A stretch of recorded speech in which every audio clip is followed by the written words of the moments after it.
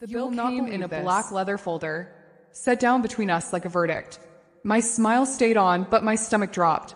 In the warm restaurant light, I could suddenly see every mistake I'd made tonight.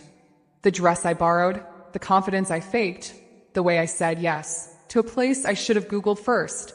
Across the table, Ethan, 30-something, tired eyes, wedding ring missing but a kid sticker on his phone case, kept talking about his daughter's obsession with dinosaurs.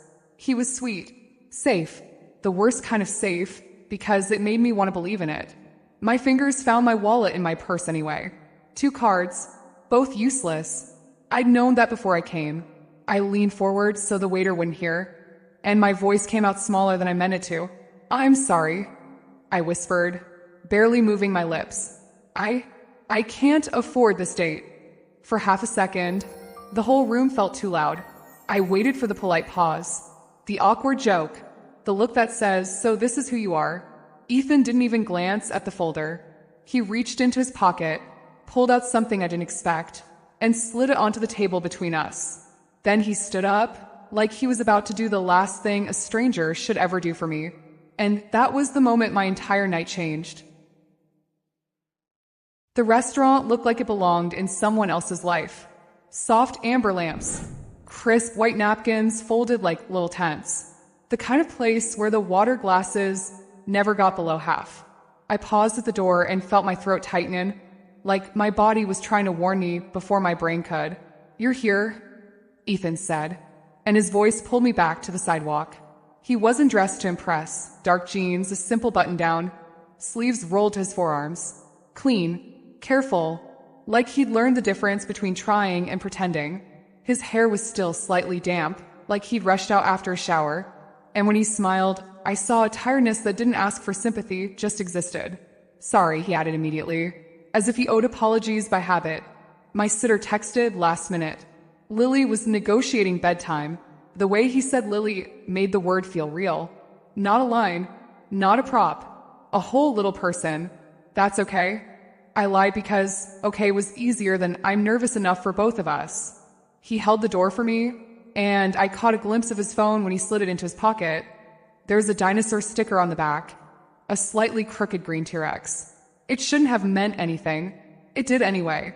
Inside, the host led us to a small table near a window fogged by winter air. The warmth hit my cheeks. My coat suddenly felt too thin.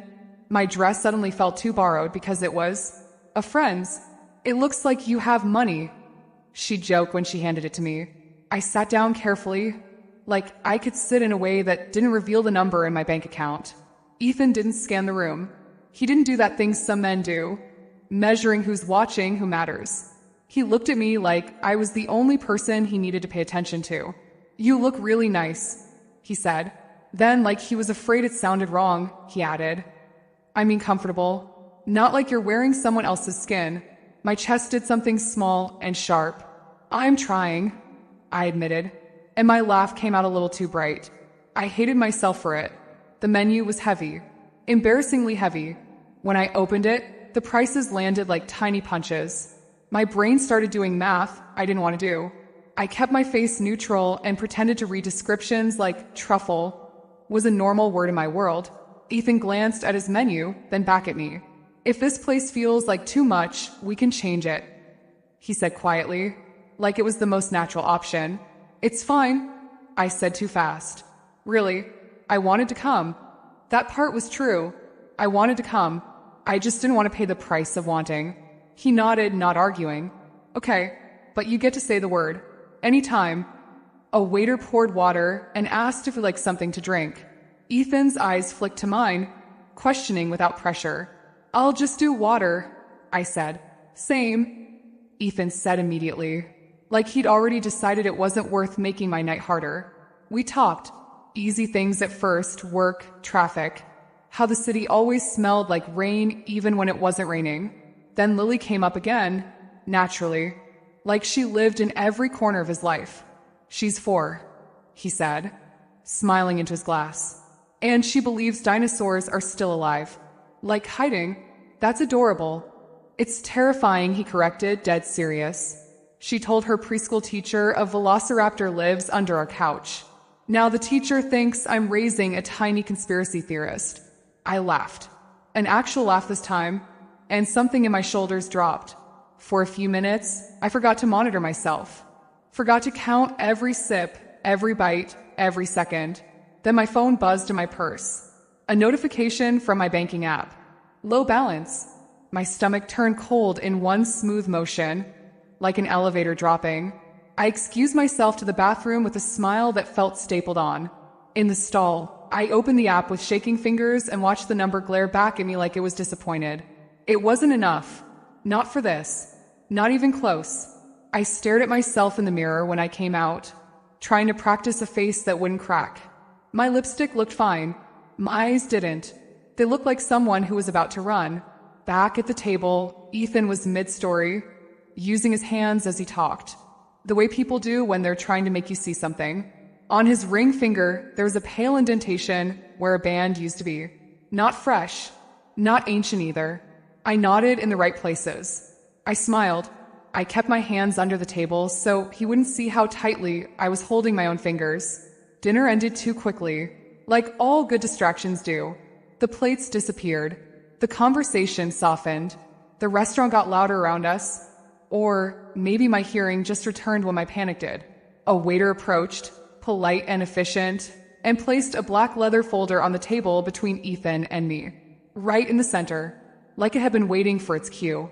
My breath caught, so hard my ribs ached, and my hand, traitor that it was, moved toward my purse before I could stop it. My fingers found the zipper of my purse and stalled there, like even the sound of it opening would be too loud. The leather folder sat between us, perfectly centered, the restaurant's warm light reflecting off its edges.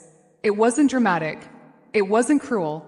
It was just there, a simple object that suddenly held the power to erase an entire evening. Ethan was still looking at me, not the folder. "You okay?" he asked softly. I nodded too fast. "Yeah, just..." My throat closed around the lie. I swallowed and felt my heartbeat in my tongue. Just a second. I forced my hand into my purse anyway, because that's what you do when you've spent your whole life pretending you're fine. I pulled out my wallet with this stupid calmness I didn't feel. I opened it like I was choosing, not cornered. 2 cards. One would decline.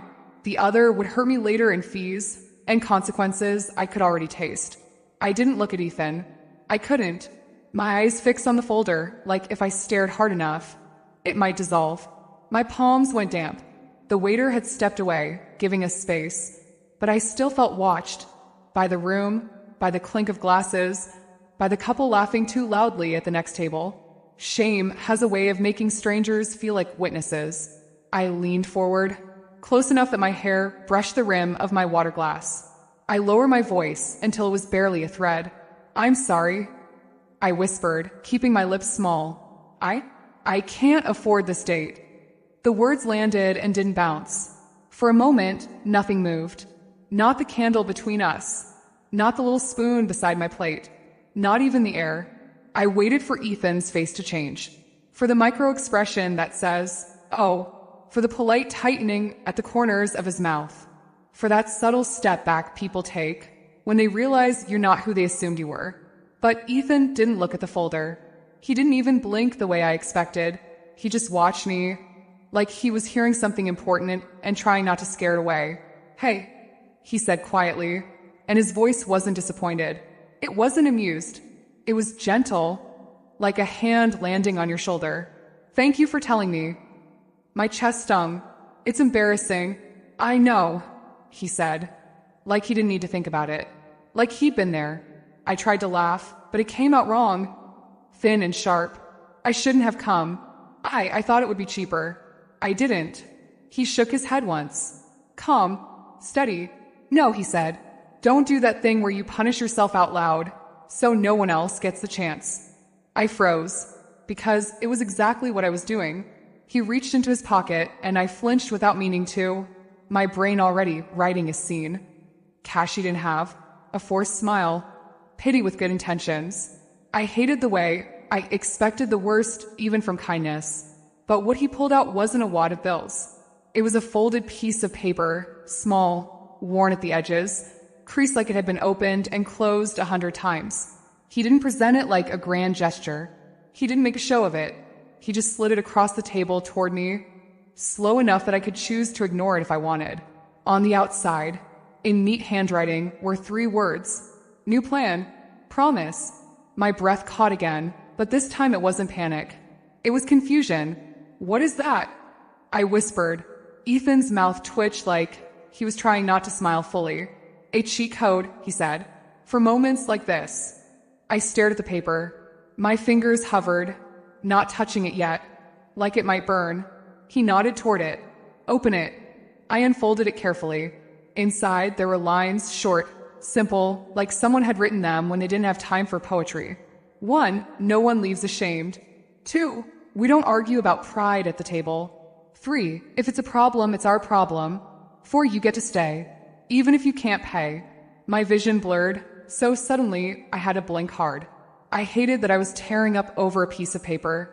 I hated even more that it felt like the first time someone had made space for me without making me feel small. I looked up. Ethan, he held my gaze, serious now. I'm not going to let money be the thing that ruins tonight. But you shouldn't have to. I know, he said. And there was again that tired kindness.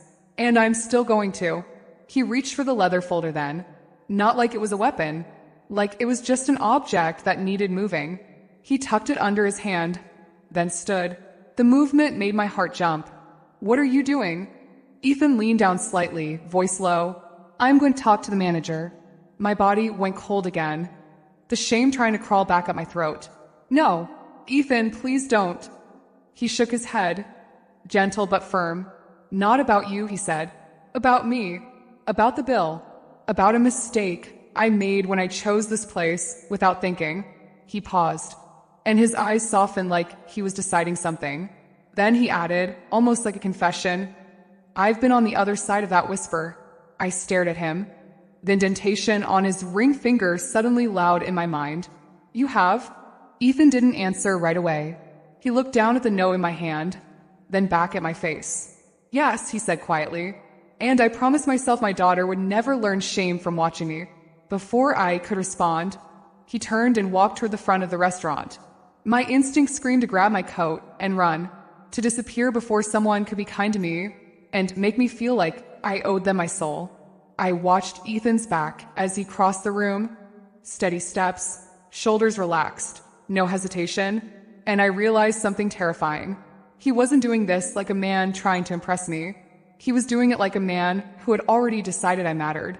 And when he reached the host stand and leaned in to speak to the manager's face changed, just slightly, like Ethan had said something unexpected. I gripped the folded note, so hard it crinkled, because I could feel it, the moment right before a life splits into before and after, and I didn't know which side I was about to land on. I watched Ethan at the host stand, like I was watching a man walk into a storm on purpose. He spoke low to the manager, palms open. She glanced toward our table once, and my stomach flipped. I could already imagine her marching over with that leather folder, and my shame folded neatly inside. I almost stood up. My coat was right there. 10 seconds and I could be outside, gone safe. But my hand stayed on the note. When Ethan came back, his face wasn't tense. It was settled, like he'd made a decision and refused to negotiate with his own fear. The waiter returned, smiled, and placed a small receipt face down beside Ethan's glass. No folder, I whispered. Not tonight. The waiter said and walked away. I stared at the receipt. Ethan, I can't let you. You can, he said softly. And you will. Because if you don't, you'll turn this into a week-long punishment. My throat tightened. How did you? I told her I chose the place, he said, that I didn't think it through. And I asked them not to bring the check back like a scene. A hot sting rushed behind my eyes. That's dignity. Ethan nodded once. Exactly. Outside, the cold felt cleaner than the restaurant. The streetlights reflected on wet pavement like the city had been holding its breath too. You want to go home? He asked, no pressure in it. I should have said yes. I should have walked away before kindness rewired me. Instead I said, I don't know. Then we do something simple, he said. No bill, no folders. He led us down the sidewalk to a corner store with a flickering neon sign. Inside, he bought 2 hot chocolates from a self-serve machine and, without asking, dumped extra marshmallows into mine. "I'm 32, he said, catching my look. "And Lily has trained me to believe more is usually better." That made a laugh escape me, small real. We walked to the cups, warming our hands. The world felt quieter out here, like the night didn't care about my bank account. "I'm going to pay you back," I blurted. Ethan didn't even slow down. "No, Ethan, no," he repeated, gentler but firm. "If you pay me back, you'll turn tonight into a debt. Then you'll feel like you owe me something else." "You don't." My steps faltered. "Then what do I do?" He glanced at me. "You let it be what it was," he said. "A moment where you didn't have to carry it alone." The words landed so cleanly my chest hurt. We reached a small park, just benches, bare trees, and an empty swing set under a buzzing streetlight. Ethan sat like someone who'd waited on playgrounds 1,000 times. He checked his phone, and the dinosaur sticker flashed in the light. "You really do have a 4-year-old, I said, half teasing, half needing proof this wasn't a dream. His mouth tugged up. "Unfortunately for my furniture, yes." He hesitated, then turned his phone so I could see the lock screen photo. A little girl in pajamas, hair wild, hugging a stuffed dinosaur like it was sacred. "Lily," he said, pride and ache in one syllable. My throat tightened again. "She's adorable." "She's everything," he said. Then his voice shifted, just a shade darker. "And she's the reason I did what I did back there." I frowned. "Because you didn't want her to see?" "No," he said quietly. "Because she already has." The streetlight hummed. Ethan stared into his cup like the steam might hand him the right sentence. He tapped the folded note still in my hand. "There's a story behind that," he said. "And if I'm going to keep seeing you, you deserve to know it." My breath caught. I hadn't agreed to see him again, but he said it like it was possible. And the terrifying part was my body didn't reject the idea. Ethan texted me the next morning. "Ethan, you don't owe me an explanation, but if you want a date that costs nothing, we'll be at Maple Park around 11.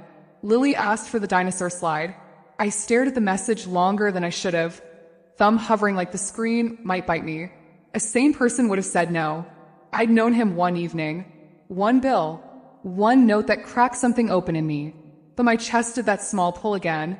The one that didn't feel like chaos. It felt like possibility. So I wrote back. "Me? Okay. But only if I'm not interrupting your real life." His reply came fast. "Ethan, this is my real life." By 10:45, I was standing in my apartment wearing the simplest thing I owned. Jeans, sneakers, a sweater that didn't pretend to be expensive. I took my time with my hair anyway, because part of me still believed I had to earn kindness by looking like I deserved it. On the bus ride, my stomach twisted in slow circles. I kept imagining Lily's face when she saw me. Confused, suspicious, disappointed. Kids can smell lies the way dogs smell fear. When I reached the park, I saw them before they saw me. Ethan was crouched in the gravel near the playground, fixing something on Lily's tiny jacket zipper with the kind of focused patience that made my throat ache. Lily stood with her hands on her hips like a tiny boss, curly hair escaping her ponytail, pink sneakers planted wide like she was in charge of the entire world. He looked up, spotted me, and his face softened in a way that made my chest go tight. "Hey," he said, standing. He didn't hug me. He didn't make it weird. He just said it like he was glad I existed. Then he turned slightly, angling his body toward Lily the way you do when you're protecting someone without saying it out loud. "Lils," he said gently. "This is..." Lily's eyes landed on me like flashlights. Bright, direct, unapologetic. "You're the lady from the hot chocolate?" she asked. I blinked. Apparently, I have a reputation. She studied my shoes, then my sweater, then my face like she was scanning for dishonesty. Her gaze was so serious I almost laughed, but I swallowed it. Ethan cleared his throat. "Lily," he said. "This is..." "My name's Mia," I said quickly, saving him. "Hi." Lily didn't say hi back. Instead, she asked, "Are you rich?" Ethan's eyes widened. "Lily, it's okay," I said, and I crouched to be closer to her height. The gravel pressed into my knees. "No," I answered honestly. "I'm not." Her expression didn't change. Okay, she said like that solved something. Ethan let out a breath that sounded like relief and annoyance mixed together. We talk about manners, he murmured. Lily shrugged. Dad talks about money a lot. Ethan's jaw tightened just slightly. Not anger. Something else. Something older. He forced a lightness back into his voice. Want to show Mia the dinosaur slide? Lily glanced at me again, then nodded once like she'd approved my application. Come, she commanded and ran off. I followed, trying not to smile too hard. Ethan walked beside me, hands in his pockets, shoulders not quite relaxed. She's intense, I whispered. She's honest, he whispered back. It's inconvenient. We spent the next hour doing nothing that looked like a love story from the outside. Lily made me guard the nest, under the slide, while she hunted imaginary dinosaurs. Ethan pushed her on the swings and pretended to be attacked. He wasn't trying to impress me, he was just being a father, fully present, and it made me feel like I was watching something sacred. At one point Lily tripped, scraped her palm, and the world stopped. She blinked at the blood like it was betrayal. Then her face crumpled. Ethan was there instantly, kneeling, voice low. Hey, look at me. You're okay. Breathe with me. Lily sobbed once, sharp and angry, then leaned into him, like her body trusted him even when her feelings didn't. I felt something hot behind my eyes and looked away before anyone could see. That's when I noticed the car. A dark sedan parked along the street by the park entrance. Engine running, not moving. The driver's side window was down just enough that I couldn't see the face clearly. Only a silhouette, still as a statue. I told myself it was nothing. A parent waiting. A ride. A coincidence. But when I glanced at Ethan, his whole posture had changed. His shoulders went tight. His eyes tracked the sedan for half a second too long. His hand rested on Lily's back like a shield. What is it? I asked quietly. Ethan didn't answer right away. He swallowed, and the soft version of him, the one who joked about velociraptors under couches, faded into something guarded. That car, he said, barely moving his lips, shouldn't be here. My skin went cold. Before I could ask anything else, the sedan's door opened, and a woman stepped out, looking straight at us like she already knew exactly how this was going to go. The woman walked toward us like she'd rehearsed it. Not rushed, not uncertain, heels clicking softly on the path, coat perfectly fitted, hair pinned back in a way that made her look expensive without trying. She didn't glance at the playground. She didn't look at the other parents. She looked straight at Ethan. Lily was still pressed against his chest, calming down from her scrape, sniffling into his shirt like she owned him, which, in a way, she did. Ethan's hand tightened on Lily's back. His jaw set. Ethan, the woman said.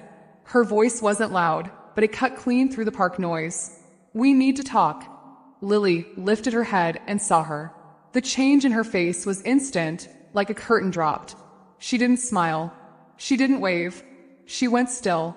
Ethan shifted slightly, putting his body between them without making it obvious.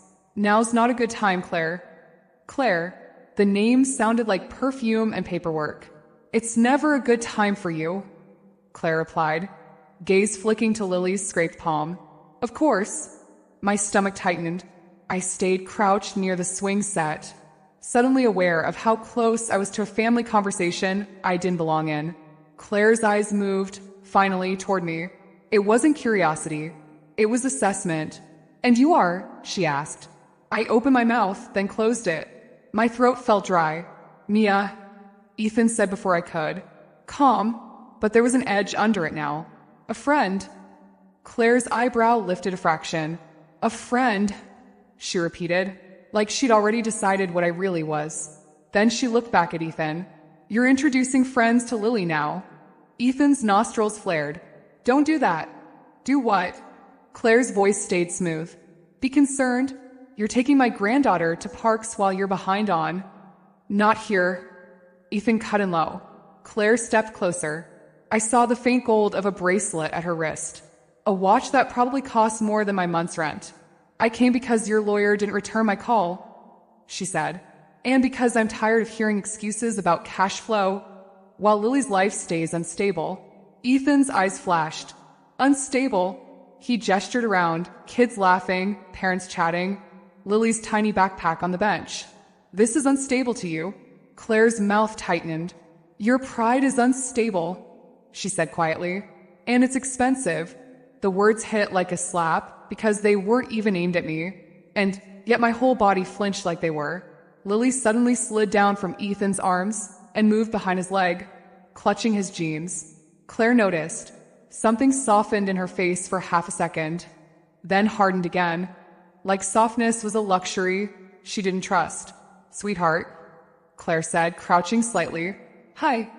Lily didn't answer. She just held Ethan tighter. Ethan's voice dropped.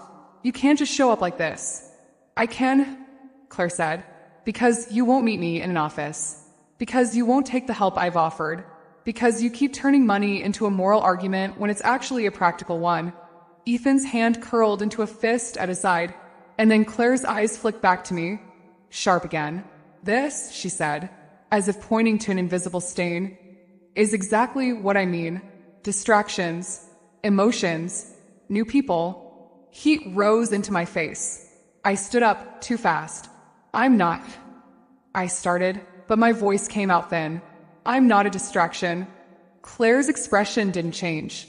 You don't have to defend yourself, dear. You don't know the situation. I hated the way she said dear. Like she could afford to be kind because it cost her nothing. Ethan stepped toward her, voice clipped. Stop. She's done nothing wrong. Claire straightened. Neither have I, she said. I'm trying to protect Lily. You're trying to prove you can do it alone. Silence hung between them. Old silence. The kind built over years. Then Claire reached into her bag and pulled out an envelope, thick and clean. Your court date is moved up, she said, handing it to Ethan. And if you walk and they're still refusing support, the judge won't see bravery. He'll see irresponsibility. Ethan took the envelope like it weighed 100 pounds. Claire looked down at Lily. I'll call later, she said, softer now. And for a moment, I saw the grief under her control, like she was trying to hold together something that had already broken once. Then she turned and walked back toward the dark sedan. The car door shut, the engine purred, and the sedan rolled away like it had never been there. Ethan exhaled, long and shaky, and rubbed a hand over his face. I'm sorry, he said to me immediately. I didn't want you dragged into that. I tried to swallow the lump in my throat. Dragged into what exactly? He looked at the envelope, then at Lily, who was still pressed to his leg like a shadow. Later, he said, voice strained. Not in front of her. The word later felt like a door closing. On the bus ride home, my phone buzzed with a notification that had nothing to do with Claire or Ethan or Lily, but it hit me harder than any of it. Landlord, reminder, rent is overdue. If payment isn't made by Friday, we will begin proceedings. Friday. My chest went tight, like someone had wrapped a cord around my ribs. I stared at the message until the letters blurred, and all I could think was, this is why I don't belong near people like Ethan's world. Near court dates, near bracelets and envelopes and stability. Ethan texted me later that night. Ethan, I'm sorry again. Are you okay? I typed, I'm fine. Deleted it. Typed, that was intense. Deleted it. I ended up sending nothing. The next day he called. I let it ring. The day after that, he left a voice message, quiet, careful, like he was trying not to scare me away. I didn't play it. I just stared at the little icon until my eyes burned. By Thursday, I was sleeping with my phone face down, so I wouldn't see his name light up the screen. And then, Friday evening, there was a knock at my door. I opened it and found Ethan in the hallway, holding a small paper bag. Not flowers. Not a grand gesture. Groceries. Bread. A carton of eggs. The kind of practical kindness that doesn't ask permission. I didn't know what else to do, he said softly. You disappeared. My throat tightened so hard it hurt. I'm busy, I said too quickly. Ethan's eyes searched my face. Gentle but relentless. Mia, talk to me. I could feel my pride rising, sharp and defensive, because pride is what you grab when you don't have anything else. I don't think this is a good idea, I said, forcing the words out like I can make them true by saying them first. You have court dates. family problems, a kid. I'm not. I'm not supposed to be in that. Ethan didn't move. Is that what you think? That you're not supposed to be here? I swallowed hard. My voice cracked anyway. I think, I whispered, you did something kind for me, and now I'm going to ruin your life by standing too close. He flinched just a little. Then he lifted the paper bag slightly, like a question. You're not ruining anything, he said quietly, but you are trying to leave before you can be left. The hallway felt too narrow. The air felt heavy. My hand went to the door frame to steady myself, and I realized, too late, that I'd already made this a test. Because if I walked away now, I could call it strength. And if I stayed, I might have to believe I deserved it. I should have taken the groceries. I should have stepped back, let Ethan walk in, let the hallway stop feeling like a stage where I had to prove something. Instead, I held the door like a shield. The paper bag hung from his hand, bread, eggs, the kind of simple help that didn't pretend to be romance. And somehow that made it worse, because flowers would have been easy to reject. Groceries felt like he'd seen through me. I didn't ask for this, I said, and hated how sharp my voice sounded. Ethan didn't flinch. He just nodded once, like he'd expected resistance. I know, he said quietly. I'm not trying to buy my way into your life. I'm trying to keep you from drowning in silence. My throat tightened. I looked past him, down the hallway, at nothing, because looking at him felt like losing. I'm fine, I lied again. He studied my face with that steady patience, like a single dad who'd learned the difference between a tantrum and fear. Mia, he said, soft. Your fine looks like someone holding their breath. The words hit too close. My chest did that panicky squeeze, like my ribs were suddenly too small. I can't do this, I whispered. Ethan's eyebrows pulled together. Do what? This, I said, gesturing between us like it was an entire mess I didn't know how to name. Be the woman you rescue. Be the problem you carry. Be the complication. His jaw tightened, but his voice stayed gentle. You're not a complication. I forced myself to laugh, but came out broken. Your ex, or whoever she is, called me a distraction. She's right. I'm not stable. Ethan's eyes flicked down just for a second to the landlord notice taped crookedly beside my door frame. I'd been hoping he wouldn't see it. His face changed, not judgment. Understanding. You're late on rent, he said softly, more statement than question. He flooded my face. It's none of your business. He lifted the bag slightly again, like a peace offering. Then let it be none of my business, and still let me leave this. No, the word came too fast. Too loud. Pride has teeth, and it bites hardest when you're scared. Ethan went still. He took a slow breath, like he was choosing his next move carefully. Okay, he said. I won't force it. My stomach dropped, because a part of me wanted him to fight. Wanted him to prove I mattered enough to push through my walls. Instead, he set the bag down on the floor beside my door, like he was leaving something for a stray animal that didn't trust hands yet. Then he looked up at me. You don't owe me anything, he said, but I need you to hear one thing. I swallowed. My eyes burned. He spoke quietly, like he didn't want the neighbors to hear my humiliation. If you disappear again, I'm still going to worry, he said. Not because I think you're weak, because I know what it looks like when someone tries to carry shame alone. My fingers curled around the edge of the door, so hard my knuckles ached. I can't, I whispered. I'm sorry. Ethan nodded, like he accepted the apology without punishing me for it. And then he did the one thing that made my throat close completely. He stepped back. No more pushing tonight, he said. But please text me, even if it's just one word, so I know you're safe. He turned to leave, and I watched him walk away down the hallway with empty hands. The groceries stayed beside my door like evidence. I shut the door and leaned my forehead against it, breathing like I'd run. Friday night bled into Saturday morning without sleep. I checked my phone at 6:13 a.m. and saw a new message from my manager. We're cutting hours. Don't come in today. My stomach dropped so hard I felt nauseous. I stared at the screen until the letters stopped looking like words and started looking like an ending. Rent was due. My hours were gone. And my pride had just sent away the one person who'd offered help without asking for payment in return. By noon, the landlord had slid a formal notice under my door. I picked it up with trembling fingers, reading the first line twice because my brain refused to accept it. Final notice. My chest tightened, and suddenly I couldn't get a full breath, like the air in my apartment had gotten heavier. I sank onto the edge of my couch, clutching the paper, and my hands started shaking so badly the notice crackled. That's when my phone buzzed again. Ethan, just checking in. You don't have to reply with words. A dot is enough. A dot. My vision blurred. I told myself not to. I told myself I could fix it alone. I told myself help always has strings. But my thumb moved anyway. Like my body knew the truth before my pride did. I sent a single period. The reply came less than a minute later. Ethan, okay. I'm coming. Not inside. Just outside your building.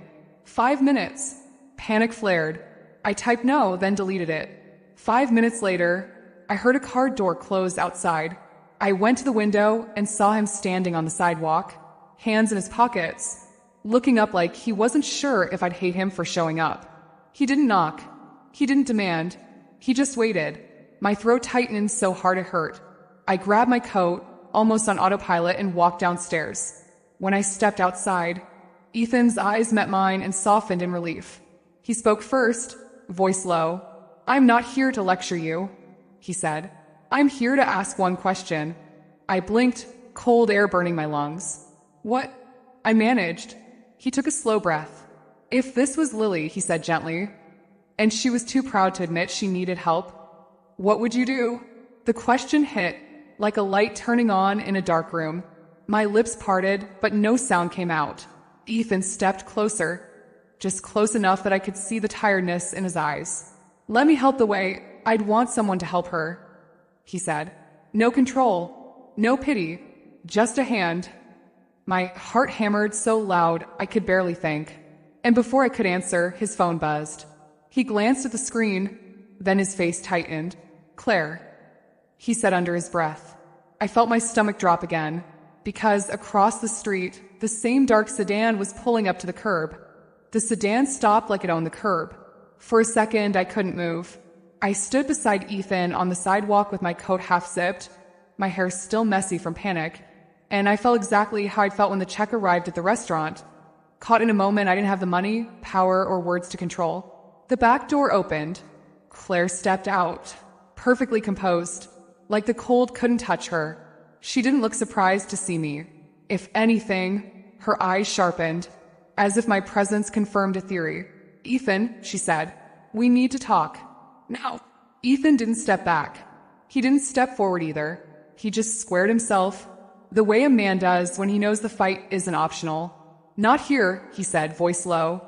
Claire's gaze flicked to me again. She's here, she replied, calm as ice. So clearly not here is no longer a priority for you. Heat rose in my face. I opened my mouth, then shut it. Any defense would sound like begging. Ethan's jaw tightened. Mia has nothing to do with our situation. Oh, Claire said. Then why is she standing outside your... Her eyes traveled up to my building, then back. Her building with you right now? The silence between them had history. I could feel it in the way Ethan held his shoulders, in the way Claire never raised her voice because she didn't need to. Claire reached into her purse and pulled out a document. Not dramatic, not theatrical, just paper, thick, official, the kind that ruins weekends. Your hearing has been moved again, she said, handing it to Ethan.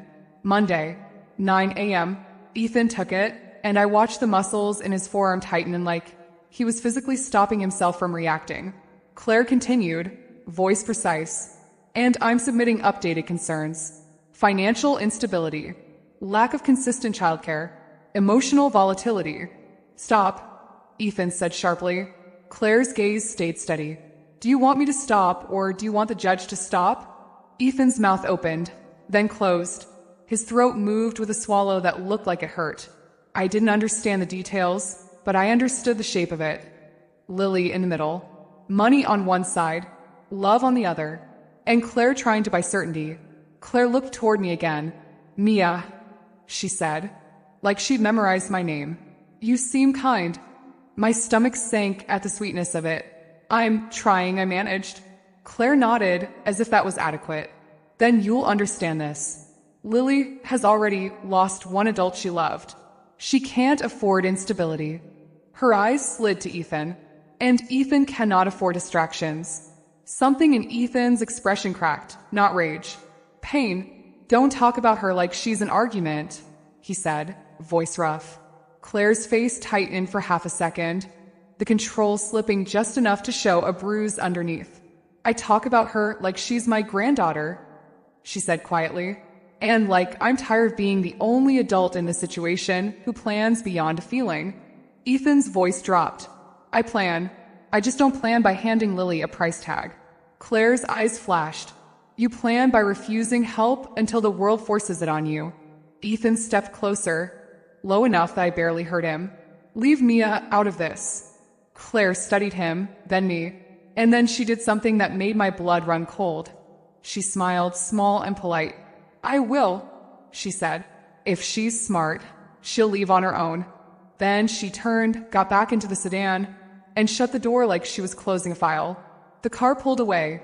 Ethan stood still for a long moment, staring at the empty curb like he could will the tension out of the air. I finally exhaled. My breath came out shaky. I'm sorry, I whispered, because my body always tried to apologize first. Ethan turned to me, and his eyes were tired in a way that had nothing to do with sleep. Come with me, he said. My heart jumped. Where? Just a drive, he said. I can't go back upstairs with you. You'll feel cornered. But I need to tell you something before Monday. I hesitated, pride trying to bite again, but the fear in his voice softened it. So I nodded. We sat in his car with the heater running, the windows fogging at the edges. For a while we didn't speak. The silence wasn't awkward. It was heavy, like the air before confession. Finally Ethan said, Claire is Lily's grandmother. I figured, I murmured. He stared at the dashboard. Lily's mom, her name was Hannah. The name landed gently, like it still had weight in his mouth. Ethan's hands tightened on the steering wheel. On our first date, she looked at the menu and went pale. Same as you. My chest tightened. She whispered, he continued, voice rougher now, that she couldn't afford it. And he let out a humorless breath. I was younger, dumber. I thought being a man meant proving I had a handle, but also, he swallowed, I didn't want to look like I needed to be careful. So I made a joke. I acted like it was no big deal, and I let her feel small. My throat stung. She smiled through it, he said quietly. She paid for her half. She went home, and she didn't answer my texts for 3 days. I gripped my own hands in my lap. When she finally did, Ethan continued. She said something I never forgot. She said, I don't mind being broke. I mind being ashamed. I blinked hard. Ethan's voice dropped to almost nothing. I promised her I'd never do that again. Not to her. Not to anyone. He glanced at me. That note I gave you? I wrote it after Hannah died. My breath caught. Ethan's eyes glistened just slightly, like he refused to let the tears fully happen. Claire thinks money equals safety because after Hannah, money was the only thing she could still control. But Hannah wasn't saved by control. His voice cracked. She was saved sometimes by being seen. He looked away again, jaw tight. So when you whispered it, Mia, I didn't see a problem. I saw a moment where someone's dignity was about to get crushed. And I couldn't let it happen. Not again. The car felt too small for the emotion in it. I stared at the fogged window, so he wouldn't see my face break. I don't know what to do with that, I whispered. Ethan nodded once. You don't have to do anything. Just don't disappear because you think you're doing me a favor. A beat. Then he added, quietly, Monday matters. Claire's trying to prove I'm unstable. She'll use anything, even you, even the fact that I care. My stomach twisted, and right then my phone buzzed in my pocket. Unknown number. A single text. This is Claire. I'd like to talk. I can make your rent problem disappear if you stop seeing Ethan. My blood went cold. The text sat on my screen like poison. This is Claire. I'd like to talk. I can make your rent problem disappear if you stop seeing Ethan. For a full 10 seconds, I didn't breathe. My thumb hovered over the message, useless. My first instinct was shame, hot, immediate. Like I'd been caught doing something wrong just by existing near Ethan. Then my second instinct came, sharper, anger, because she didn't offer help. She offered control. I slid the phone into my pocket. Like hiding it could keep it from becoming real. Ethan was still in the driver's seat beside me, looking straight ahead, jaw tight from everything he told me about Hannah. He didn't know Claire had just reached across the street and put her hand around my throat. "Everything okay?"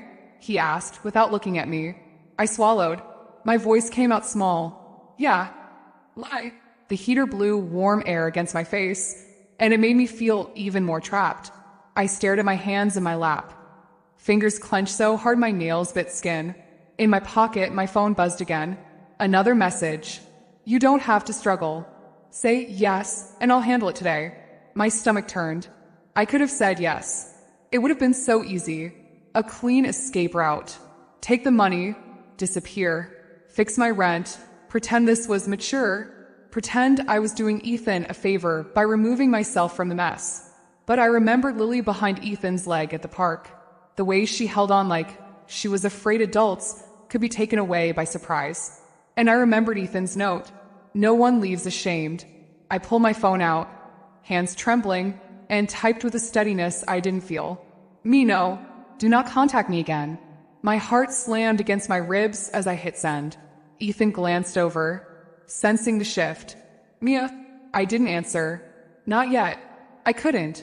If I spoke, I'd either cry or soften, and I didn't want Claire to win by making me softer. I tucked the phone away and stared out the windshield at my building. "Take me home," I said. Ethan's brows knit. "Are you?" "Please," I whispered. "Just home." He nodded and drove. Upstairs, the apartment felt smaller than ever. The overdue notice was still on my counter like a threat. I set my bag down and stared at it until my eyes burned. Then I did the most terrifying, adult thing I'd been avoiding. I called my landlord. My voice shook at first. I expected a lecture, a cold dismissal, the kind of tone that says you are a number.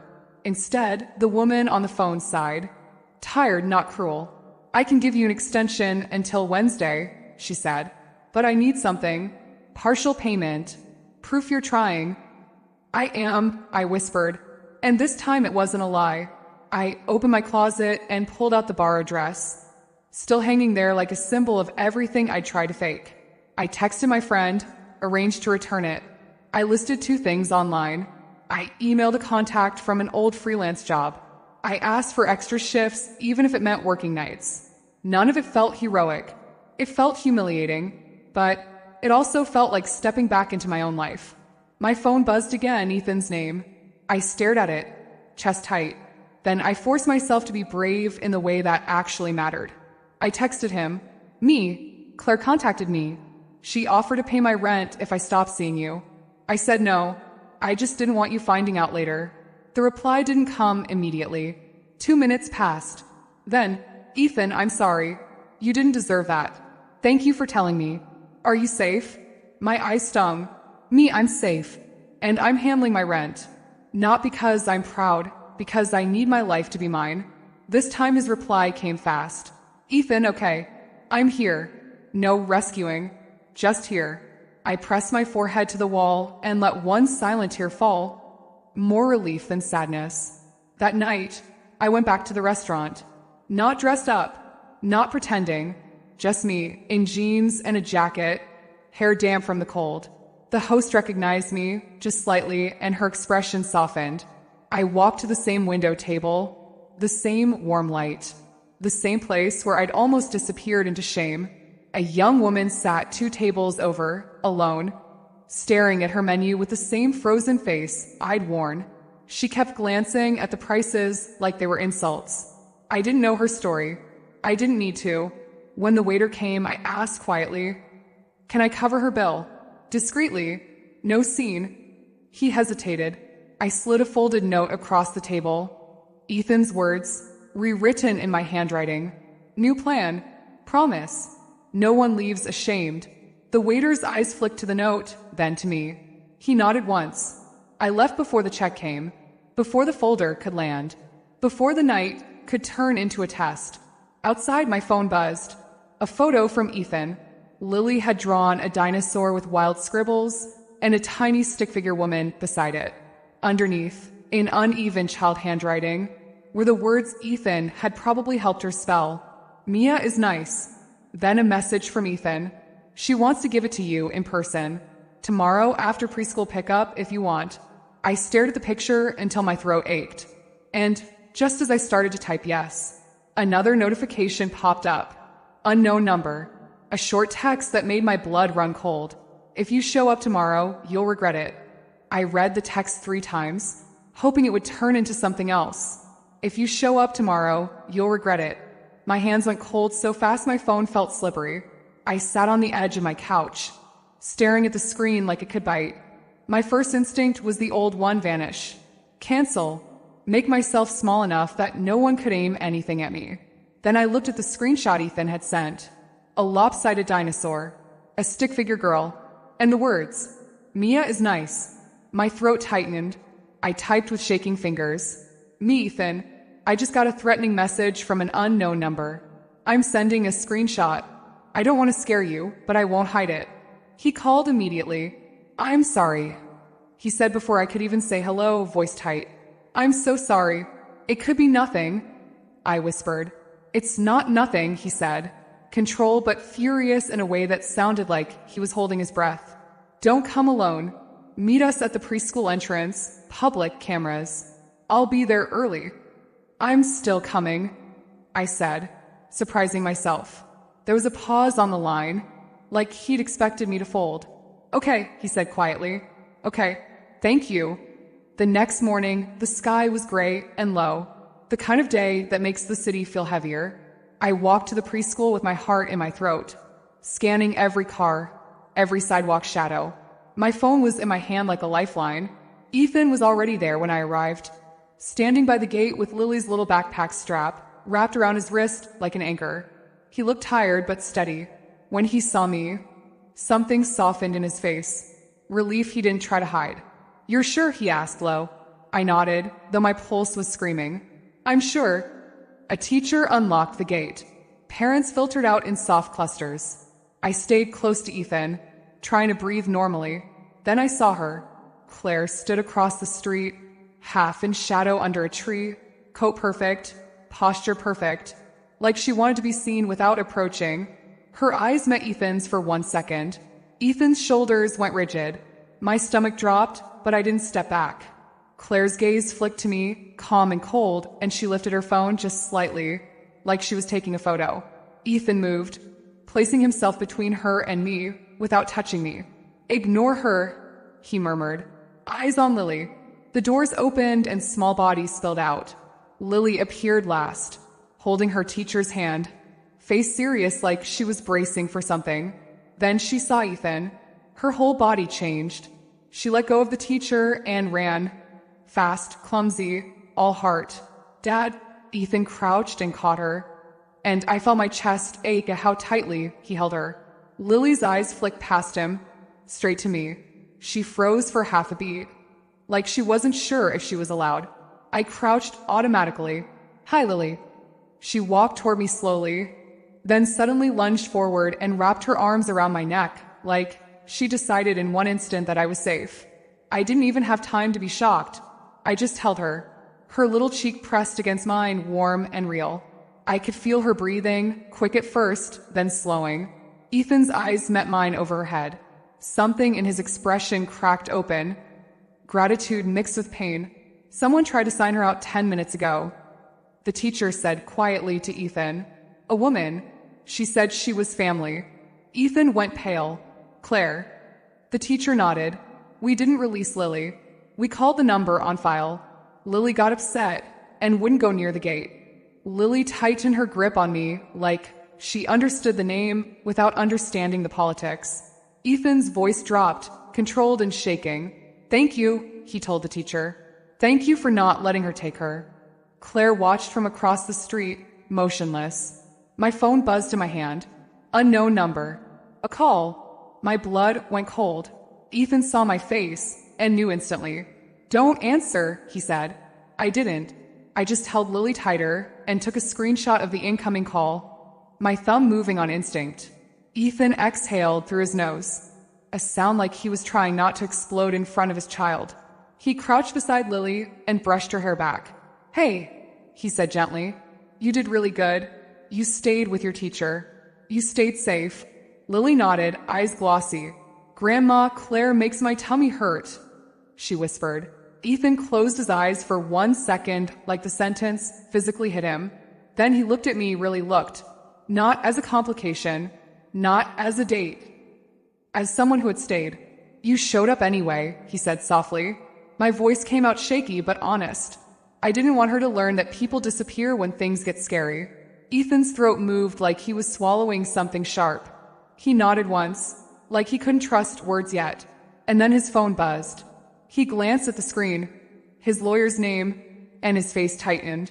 He answered, listening in silence while Lily clung to my neck. When he finally spoke, his voice was low. "Yes," he said. "I understand." He hung up and looked at me, eyes dark with urgency. "Claire filed something this morning," he said. "Emergency. For Monday." My stomach dropped. Ethan's gaze flicked to the screenshots on my phone.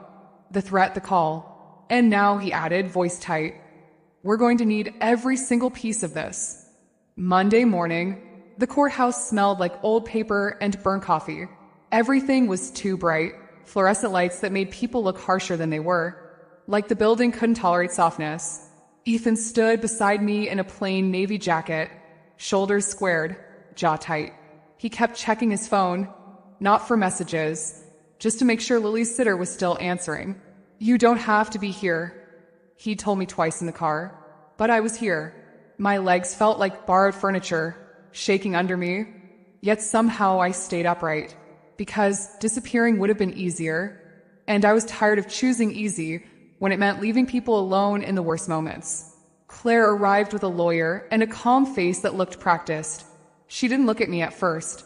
Then she did, briefly, like a reminder. I can still touch your life if I want. My stomach tightened, but I didn't look away. Ethan's lawyer met us at the entrance, spoke quickly, professionally. "Do you have the screenshots?" she asked me. I handed over my phone with trembling fingers. The threatening text, the call log, the timestamp from the morning of the preschool pickup. I'd also brought the teacher's written statement, the one Ethan's lawyer had requested, confirming Claire tried to sign Lily out and was refused. Ethan didn't speak much. He just kept breathing like he'd trained himself not to fall apart in front of strangers. When they called us in, my heart began to pound so loud I could feel it in my ears. The judge was older, tired-looking, not interested in drama, thank God. He listened to Claire's attorney speak about stability and concerns, about new influences and financial risk. I heard my own name without it being said, like I was an invisible stain on their argument. Then Ethan's lawyer stood and handed the judge the evidence. The room went quiet in a different way. The judge looked down at the documents, then at Claire. "Ms., he said, voice flat, "did you contact Mr. S. acquaintance with an offer to pay her rent in exchange for ending contact with him?" Claire's mouth tightened. "I was trying to help." "Did you contact her?" the judge repeated. A second too long passed. "Yes," Claire said.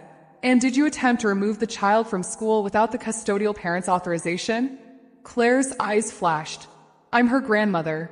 "That is not an answer," the judge said, still calm, worse than anger. "Did you attempt it?" Claire's chin lifted. "Yes." My hands went cold. Ethan's shoulders stiffened like he was bracing for impact. The judge leaned back slightly, expression unchanged. "You filed an emergency request claiming the father is unstable. Yet you are the one creating instability by bypassing procedure and intimidating third parties." Claire's composure cracked, just enough to reveal something raw underneath. Fear, grief, control, all braided together. "I'm trying to keep her safe," she said, voice tight. "Then act like it," the judge replied. He didn't give Ethan a victory speech. He gave boundaries, firm ones. No emergency order against Ethan. No sudden removal. Claire's contact was restricted. Future visitation would be structured and supervised until further review. And, most importantly, She was ordered not to contact me again. When it ended, my legs felt boneless. Outside, the air was colder but cleaner. Ethan stepped down the courthouse stairs and stopped, like his body didn't know what to do with relief. He turned to me, eyes red around the edges. "Thank you," he said, voice rough. "You didn't run." I swallowed hard. "I almost did." "But you didn't," he said. A silence settled between us. Not awkward, just real. Then Ethan reached into his pocket and pulled out a folded piece of paper. My stomach flipped, memory rushing in. The restaurant table, the folder, my whisper, the note. He didn't slide it across the table this time. He simply held it out to me, like an offering. "I wrote a new one," he said quietly. I unfolded it with shaking fingers. 1, no rescuing. 2, no shame.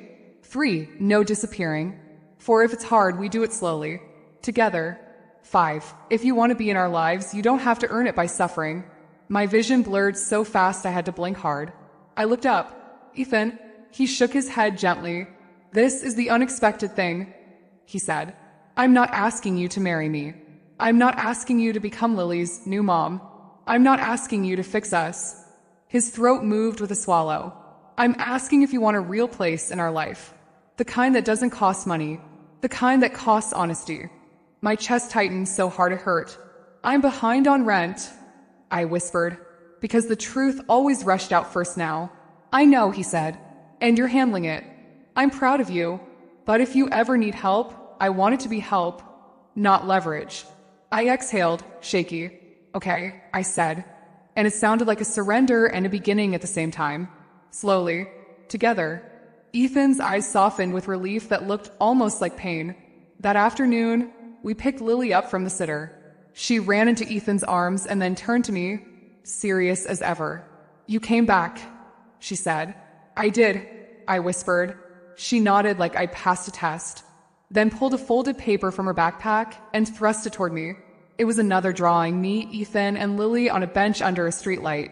A dinosaur beside us, because of course, and beneath it, in uneven letters, "No one leaves." Ethan's breath hitched. We went to Maple Park after, just for 10 minutes. No big celebration, just swings, cold air, and Lily's laughter cutting through everything that had tried to harden us. On the walk home, Ethan bought hot chocolates again, extra marshmallows and mine. "A date that costs nothing," he said. I smiled, and this time my smile didn't feel borrowed, because for the first time in a long time, I wasn't pretending I belonged. I was just staying. If this story stayed with you, the next one is already on your screen. Click to keep watching and subscribe for more real stories like this.